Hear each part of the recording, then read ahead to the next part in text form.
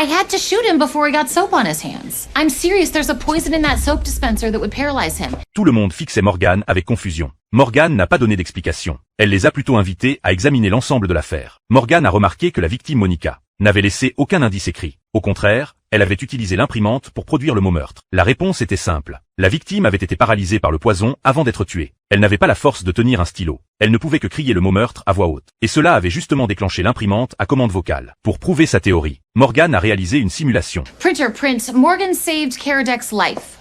On it. Puis elle a conduit tout le monde devant un enclos en verre. 2 grenouilles d'Androbat auraient dû s'y trouver. Mais il n'en restait plus qu'une. Plus important encore, la serrure avait été forcée. Cela signifiait que quelqu'un avait déplacé la grenouille manquante. La paume de la victime portait des marques rouges. C'était une réaction à l'empoisonnement. Des lingettes humides se trouvaient à côté du corps, prouvant qu'elle s'était lavé les mains juste avant d'être paralysée. Tous les indices se recoupaient. Morgan subcanate, que la grenouille d'Androbat manquante avait été placée dans le distributeur de savon. Here's Dead Fred. Morgan est ensuite allé trouver Bethany, l'ami proche de la victime. À ce moment précis, le mari et le fils de Bethany sont rentrés à la maison. You think that man hurt her? Which man?